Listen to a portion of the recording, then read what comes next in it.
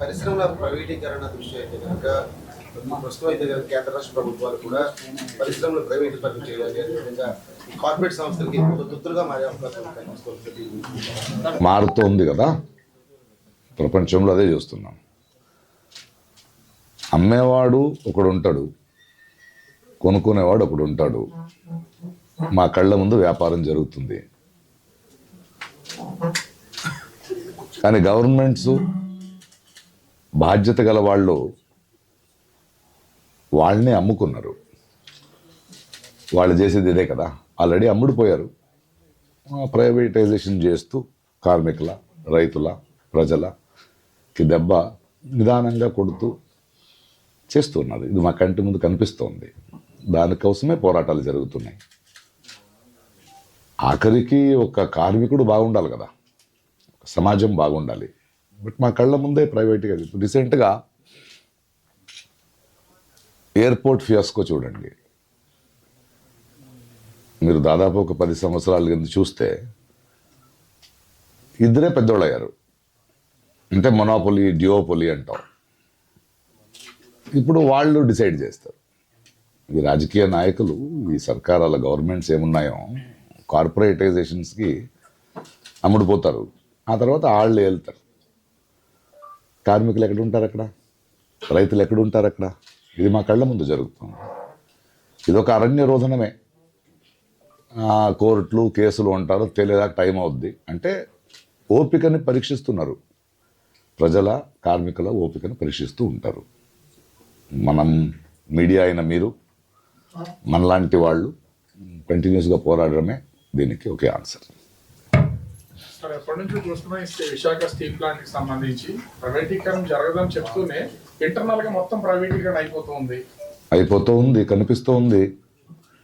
ప్యాకేజీలు అంటారు, ఇంకేదో అంటారు కదా. అది కళ్ళ ముందే కనిపిస్తుంది. అంటే అదే అది మనం చూస్తూ ఉన్నాం, ఎన్ని రోజులు చూస్తూ ఉంటామని కదా. నిరంతరమైన పోరాటమే, ప్రశ్నించడమే దీనికి ఒకే దారి. ఎందుకంటే ఇవాళ ఉన్న ఇన్స్టిట్యూషన్స్ వాళ్ళ చేతుల్లో ఉన్నాయి, కోర్టులు వాళ్ళ చేతుల్లో ఉన్నాయి, పోలీసు వాళ్ళ చేతుల్లో ఉన్నాయి. ఈ దేశంలో రాజకారణం ఎవరు చేయాలి? ప్రజలు చేయాలి. గెలిచిన వాళ్ళు పని చేయాలి.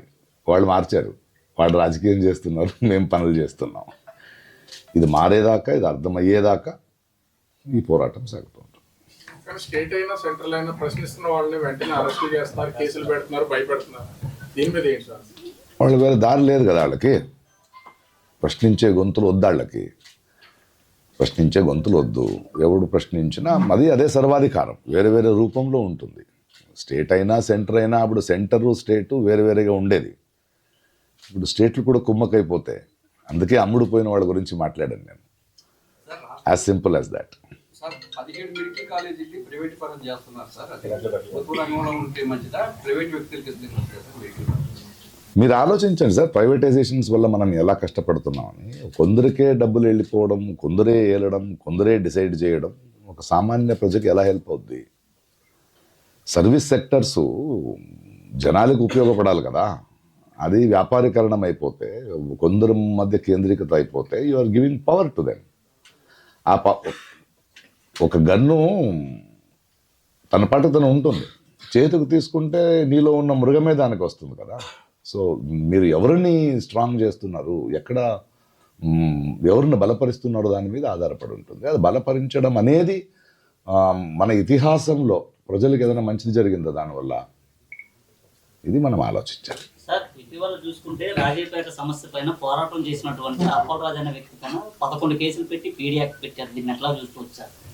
ఉమర్ ఖాలిద్ 5 సంవత్సరాల నుంచి ఉన్నాడు. స్టాన్ స్వామికి ఒక స్ట్రా ఇవ్వలేదు.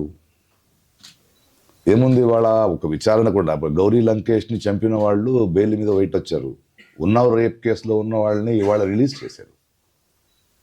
కనిపిస్తోంది కదా మనకి what they are trying to do. అందుకే వాళ్ళ ఇంతకుముందు సర్కారాల గవర్నమెంట్స్ పోలీస్ డిపార్ట్మెంట్ని చేతిలో పెట్టుకునేది.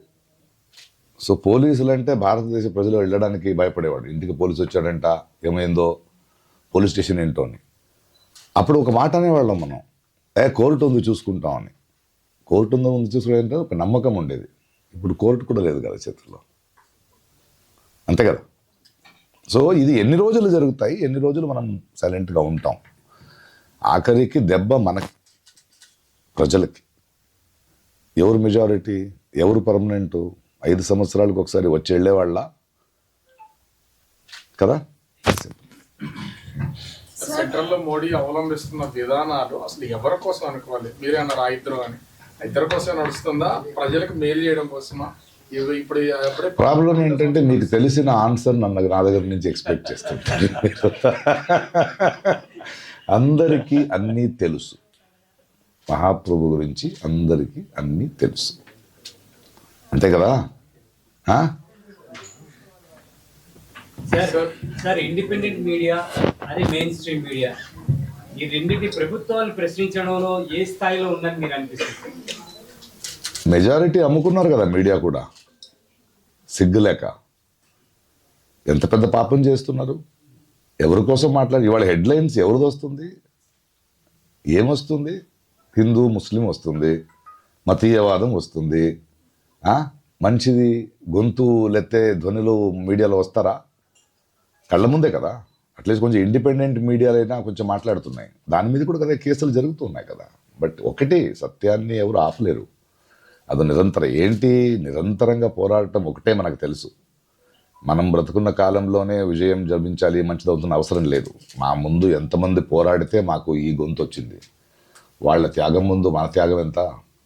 కొంచెమైనా ప్రజలు, మీడియా, మీ మధ్యలో మీకే తెలుసు. మీ ఓనర్స్ ఎవరు పంపించేటప్పుడు పంపిస్తారు కదా, ఎలాంటి ప్రశ్న. ప్రకాష్ రాజ్ గారు వచ్చారు, కొంచెం ఇరికించండి అని. మీరేం చేస్తారు? జీవనోపాయం సార్, మీరంటే చాలా ఇష్టం, బట్ ఆ ప్రశ్న నేను అడగాలి కదా అని ఉంటాం. మరి నేను చెప్పిందంతా ఎక్కడ ప్రింట్ అవుద్ది? స్పెల్లింగ్ మిస్టేక్తో మీరే ప్రింట్ చేస్తారు కదా. ఇవన్నీ జరుగుతున్నాయి, జనాలకి అర్థమవుతుంది.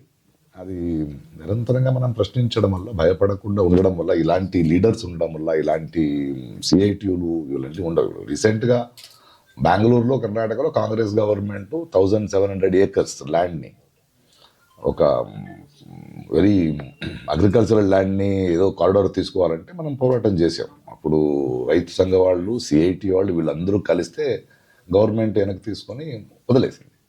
అలాంటి పోరాటాలు మనకి చాలా స్ఫూర్తిని, చైతన్యాన్ని ఇస్తున్నాయి. అంటే ప్రశ్నించే గొంతులు ఒక్కసారి కలిస్తే పీపుల్ విల్ కమ్ అని. సార్, విశాఖ నగరంలో వేల కోట్ల రూపాయలు విలువ చేసే భూములు 99 పైసలకి కట్టబెడుతున్నారు సార్. మంచిదనం అంటారా సార్?